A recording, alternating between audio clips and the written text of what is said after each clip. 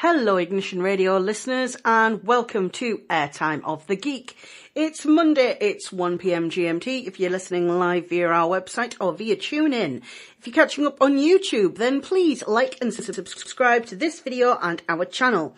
Comments, queries, suggestions, you can email me. It's paulab@ignitionradio.co.uk. You can also call the studio. It's 01642 329 620 or check out my website. It's airtimeofthegeek.xyz.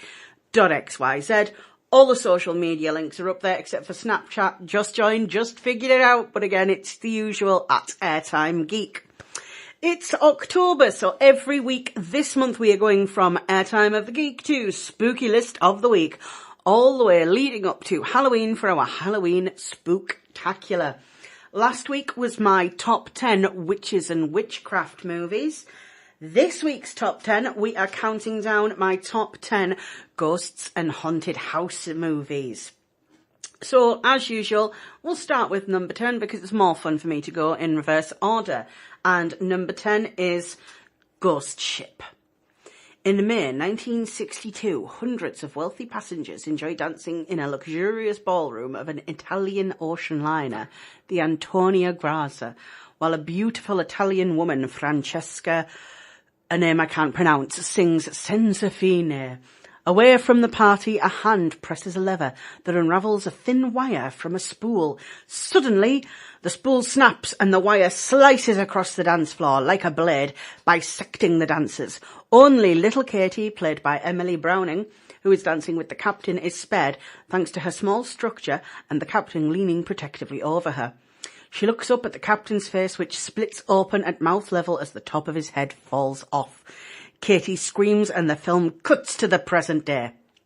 A salvage crew, Captain Sean Murphy, played by Gabriel Byrne, Maureen Epps, Greer, Dodge, Munda, Santos is celebrating a recent success at a bar, while Jack Ferryman, a Canadian weather service pilot, approaches them and says he has spotted a mysterious vessel running adrift in the Bering Sea.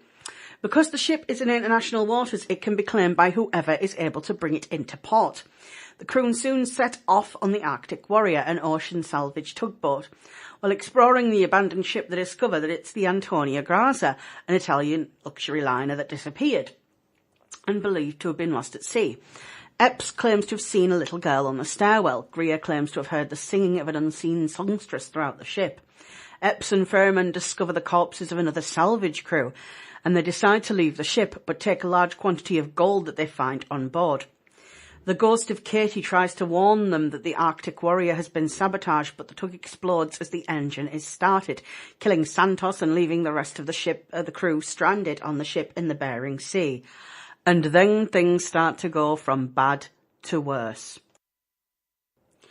Number 9 is 1408. 1408 is a 2007 horror film starring John Cusack and Samuel L. Jackson, based on a Stephen King short story by the same name. Cusack plays horror writer Mike Enslin because Stephen King writes what he knows, and he specialises in investigating supposedly haunted houses and other sites of supernatural activity, which he has documented in previous books, like 10 Haunted Graveyards and 10 Haunted Mansions.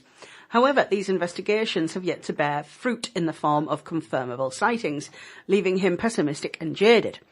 Through an anonymous recommendation, Enslin learns about the Dolphin Hotel, in which no one has ever been able to stay a single night or even an hour in one particular room, the eponymous 1408.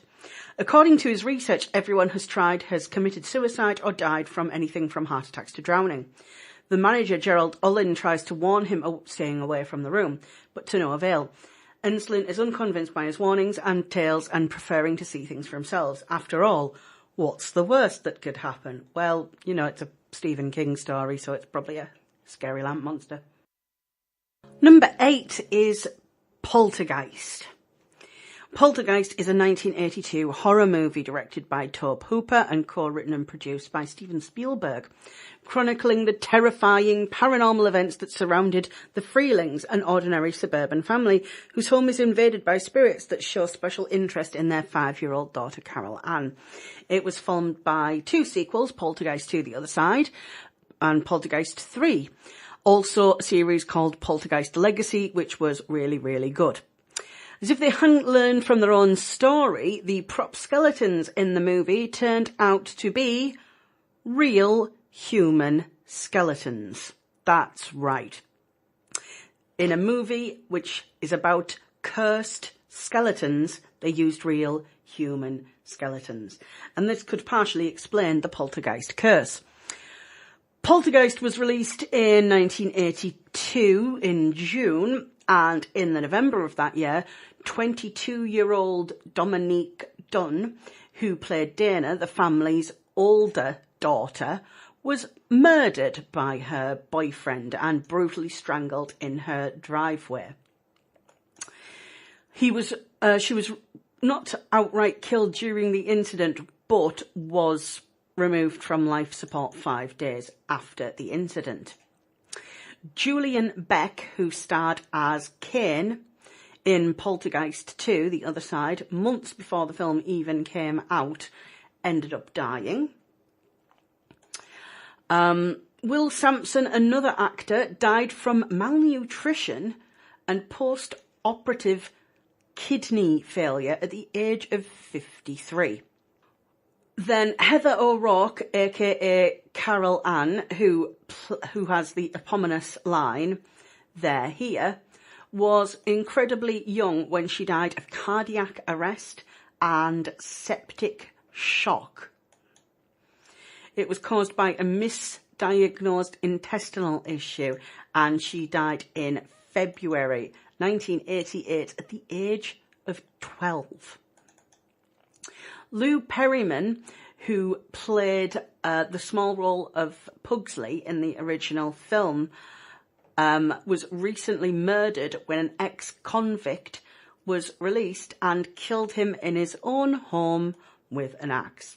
So, lesson to be learned here: don't star in a movie where they warn you about building a house on an ancient Indian burial ground, but they turned out to use real prop skeletons in the movie. Number 7 is Rose Red. The plot revolves around Rose Red, an abandoned mansion in the middle of downtown Seattle. The mansion is considered to be haunted, and 23 people are rumoured to have either died or disappeared within it, all on the grounds at the time the miniseries takes place.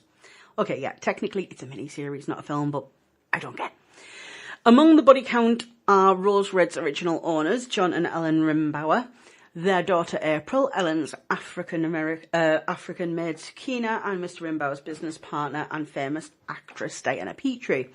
Additionally, the house does not have a set layout and a number of floors.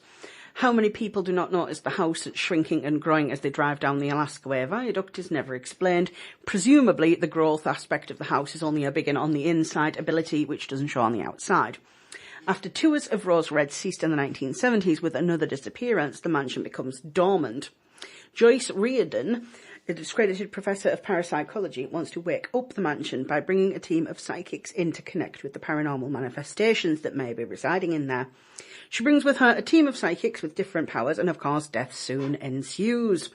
It was written by Stephen King in his post-alcoholic years, so the best part of the story is actually the history of the spooky house, and it kind of falls flat towards the end, but the first part is so captivating and so interesting, the history of this really sort of spooky house that was based on the Winchester Mystery House, that I recommend it enough to watch it just for that. Number 6 is High Spirits. The guy who directed High Spirits is better known for other movies. Neil Jordan, better known for literal Oscar winners like The Crying Game and Interview with the Vampire, and so are the cast. Peter O'Toole is almost driven to suicide when he's unable to pay the bills on his family castle, and he's turned it into a hotel/theatre because of said bills. Until, seemingly, Cloud Cuckoo Lander mother informs him that she's having conversations with his father, who's been dead for some time. O'Toole gets the idea to attract American tourists by advertising the hotel as haunted, and gets the castle's thespians and employees to pretend to be ghosts. The special effects failure by the actors tips off the Americans that the hauntings are fake, if it wasn't already obvious by the time that they were heading towards the castle, and O'Toole plans to return his suicide attempts until the real ghosts of his ancestors start showing up. The ensemble cast has a variety of little storylines, but the main plot. The other ones involving O'Toole and his ancestors' goats focus on a married couple, Jack and Sharon, played by Steve Guttenberg, and Beverly D'Angelo, who are having problems and are only there because Sharon's father is trying to get the deed to the castle. And having the castle's hauntings revealed as fake would benefit this greatly. Things don't go as planned though, because Jack and Sharon begin having individual romances with a pair of ghosts, Mary Plunkett and Martin Brogan, played by Daryl Hannah and Liam Neeson respectively, who are stuck in a Groundhog Day loop, with Mary repeatedly being murdered by Martin because he believes her to be unfaithful because she doesn't sleep with him on his wedding night. Comments, queries, suggestions, you can email me. It's paulab@ignitionradio.co.uk. You can call the studio. It's 01642 329 620, or check out my website. It's airtimeofthegeek.xyz. Continuing with my countdown of the top 10 ghosts and haunted house movies. Number 5, The Others. The Others is a 2001 supernatural horror film directed by Alessandro, a name I can't pronounce, and stars Nicole Kidman, Christopher Eccleston, Fionnuala Flanagan, and again, that's a name I can't pronounce. It became the first English-spoken film ever to receive the Best Film Award at Spain's Goya Awards. The film is set on the British Channel island of Jersey in the immediate aftermath of World War II, and follows devout Catholic Grace Stewart and her 2 young children, Anne and Nicholas, who both suffer from a rare disease which means that they cannot be exposed to sunlight, as it would be fatal for them. The arrival of 3 servants coincides with a number of odd, increasingly disturbing events. Disembodied voices, strange noises, and the children claiming to have seen several ghostly figures, causing Grace to fight to save her children while struggling to keep her sanity. Number 4 is The Woman in Black.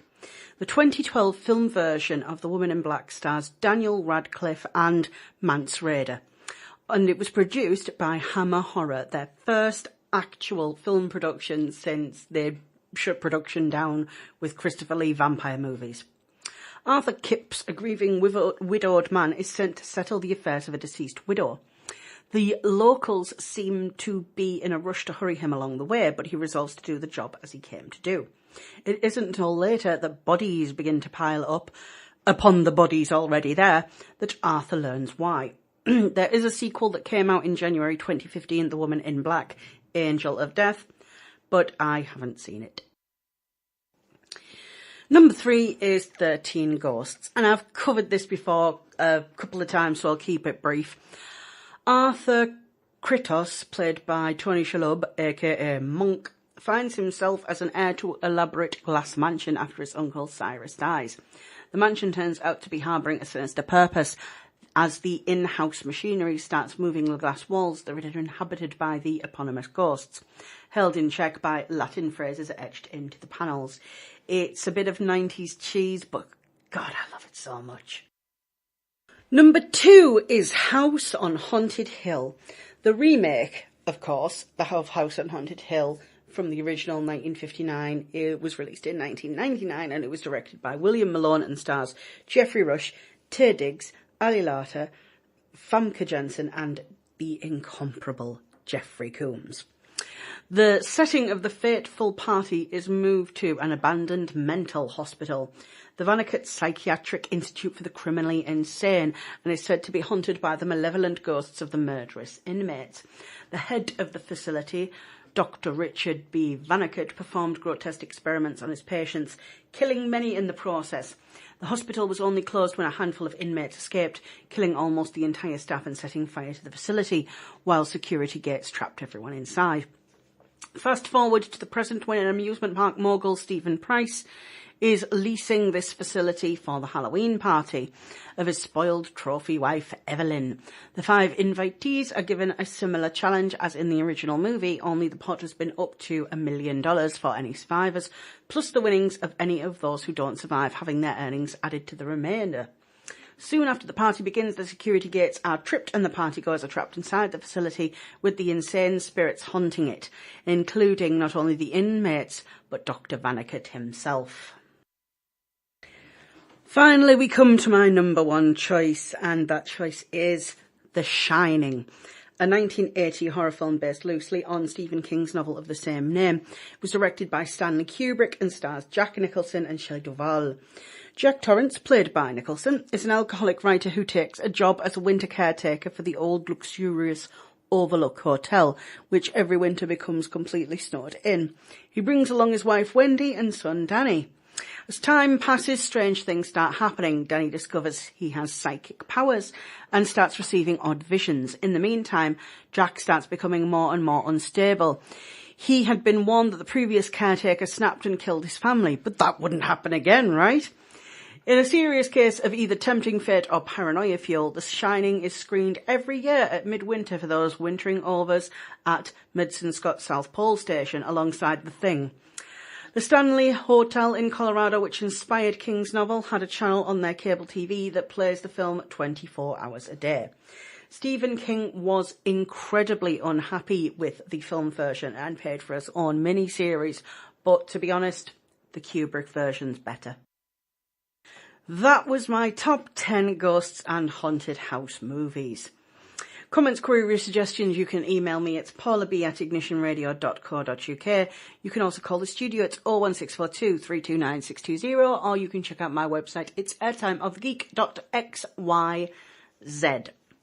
Over the weekend, I was watching a couple of documentaries. I watched the Louis Theroux Savile documentary on iPlayer, which was like an update on the whole Jimmy Savile thing. Really good documentary if you're into your true crime stuff. The other one I watched was on Netflix, the Amanda Knox documentary. And after having viewed this and knowing that the narrative of the filmmakers was actually that Amanda Knox was wrongly convicted and that she was innocent, what I have to say is that you are an idiot if you think that she's not guilty. She's so obviously guilty. I mean, the evidence against her purely in this very, very biased documentary still convinces me of her guilt. So that's another one to give a watch. It's sort of the opposite of Making a Murderer. I watched Making a Murderer, at the end of it completely convinced that the guy was innocent. Watched this, completely convinced she's guilty. So before we end the show today, I'm going to do some facts to make you feel old. Well, at least if, like me, you were a 90s kid. Courtney Cox, who is now 52 years old, is older now than Rue McClanahan when she started on The Golden Girls. She's also now older than Tom Selleck when he first appeared as Dr. Burke on Friends. And speaking of Friends, the show has been part of the oldies block on Nick at Night for at least 5 years. Jonathan Taylor Thomas is almost the same age now that Tim Allen was during the first season of Home Improvement. 20 years ago, the Spice Girls released their debut chart single Wannabe, and Don't Speak was a hit for no doubt. CK1 debuted the same year that Justin Bieber was born, 1994. How depressing is that? And NSYNC recently celebrated the group's 21st anniversary. Those of you who love Clueless might think of Alicia Silverstone as an eternal teenager, but she's now 40 years old. And remember Hanson? Little Zach, the little drummer, is now 31 and a father of 4. Beauty and the Beast just celebrated its 25th anniversary, and Kevin McAllister was left home alone 26 years ago. Christina Ricci is now older than Rosie O'Donnell was when she played old Roberta in Now and Then. Nintendo 64 just celebrated the 20th anniversary of its release, and you can now find it on display in museums. If That 70s Show started today and was set the same number of years back, it'd be called That 90s Show and would take place in 1994. It's been a decade since Disney made their last classics on VHS. If Zach and Kelly from Saved by the Bell were a real couple, they would have just celebrated their 22nd wedding anniversary. And if Buffy Summers was real, she would have just celebrated her 35th birthday this year. Ben Savage and Ryder Strong are now older than Anthony Taylor Quinn, who played Mr. Turner when he first started on Boy Meets World. And Will Smith is now 3 years older than James Avery, who played Uncle Phil at the beginning of Fresh Prince of Bel-Air. Also, the class of 2016, they're younger than Tamagotchis. Titanic will turn 20 years old next year. And finally, we are now closer to the year 2030 than we are to the year 1999. I'm glad you're all feeling as old as I do right now. We'll be back next week with more spooky lists of the week, celebrating Halloween all October, all the way to our Halloween Spooktacular.